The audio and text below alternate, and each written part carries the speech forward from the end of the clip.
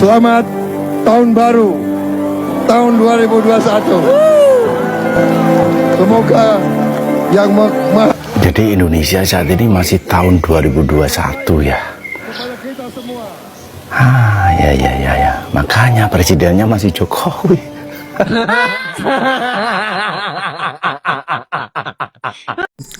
Ya, sepertinya ini adalah blunder di awal tahun Pak Prabowo.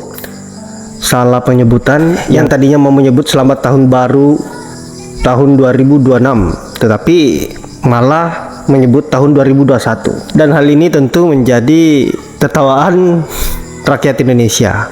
Mungkin semua ini terjadi karena faktor usia. Kita tahu sendiri bahwa Pak Prabowo sudah tidak muda lagi, Pak Prabowo sudah sangat tua, dan mungkin beliau memang sudah pikun. Presiden kita ini kan presiden para kaum ini 58 ya. Saya bukan kaum 58. Kayaknya mempunyai Alzheimer ta. Dia ini kan tahun 2025 menjadi 2026 kan ya. Dia bilang katanya 2021. Coba cek deh beri anunya. sudah masuk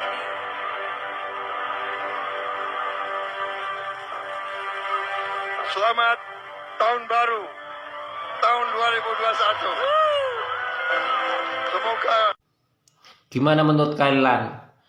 Prabowo itu jangan-jangan benar-benar kena Alzheimer loh. Wow. Bagaimana dia bisa memimpin Indonesia? Orang kena Alzheimer itu ya pikun. Paham di situ letaknya. Jadi apa yang diucapkan, apa yang ini ntar lagi lupa. Seorang Prabowo ini umur 70 lebih loh. Salah waras. Ini bagaimana ini? Tanggung jawab nih bagi para pemilihnya. selamat tahun baru, tahun 2021. Pak, susah.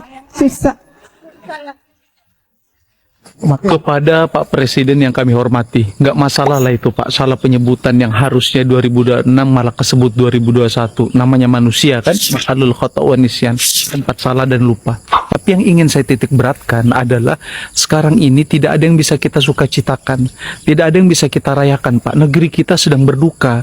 Sejujurnya juga agak kecewa sebenarnya kepada kebanyakan masyarakat ini. Karena tadi malam ternyata masih ada aja yang pesta kembang api, nyalakan petasan, tiup-tiup trompet. Apakah lupa dengan nasib saudara-saudara kita di Sumatera, Kalimantan Selatan, dan tempat-tempat yang lainnya yang dilanda musibah? Kok sampai hati sempat kepikiran tadi ya pantas saja kita punya wakil rakyat, pemimpin macam ini. Ternyata kita juga perilakunya sama.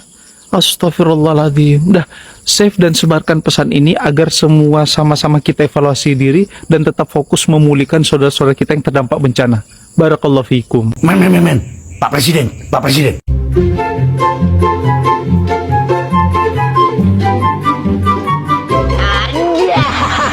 Wih, Pak Presiden. Tahun baruan katanya nih. Aceh, mondar-mandir jalan raya. Pak Presiden, jangan sampai ntar dinyinyirin sama relawan-relawannya Bapak. Kayak kami kemarin relawan masuk dinyinyirin sama relawannya Bapak. Katanya lagi wisata bencana. Bener gak? Bapak juga di mobil lempar-lempar baju gitu udah kayak mentornya Bapak, idola saya Jokowi. Bener gak? Kalau bisa cari tahu kenapa bisa banjir bandang. Naik ke atas Gunung Loser sama Bukit Akhir Barisan, ntar kelihatan di hulu-hulu sungai. Kenapa bisa banjir bandang? Siapa tahu aja hutan botak di atas dijadiin kebun sawit. Itu dia. Makanya siapa tahu aja ketemu karyawan dulu. Ya gak? Bener gak Pak? Dia jangan marah, jangan baperan. Ini relawannya juga jangan baperan kalau dibilangin. Bener kata gue. Bener gak? Lebih baik kita mati daripada dijajah kembali. Semua akan pret pada waktunya. Betul nggak Pak Wowo? Pret.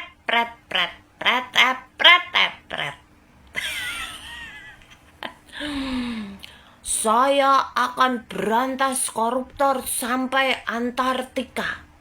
Saya akan kejar koruptor sampai ujung dunia. Baru sampai Solo saja Anda ngejar koruptor sudah bengek. Maklum karena Anda sudah usia lansia.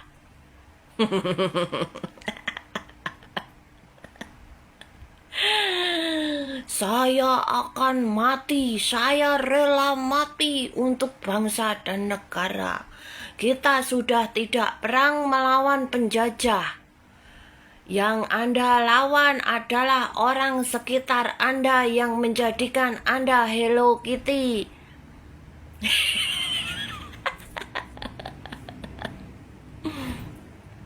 Betul nggak Pak Wowo? Pak Wowo, kita sudah tidak ada atau sudah tidak hidup di zaman penjajahan seperti dulu lagi. Yang rela mati demi bangsa dan negara, tidak. Justru kita malah dijajah sendiri oleh rakyat kita sendiri, oleh bangsa kita sendiri. Anda sebagai pemimpin bangsa ini, sebagai presiden, Anda itu dijajah rakyat Anda sendiri, sekitar Anda sendiri, orang-orang yang sedang menyetir Anda. Siapakah dalangnya? Anda yang tahu sendiri.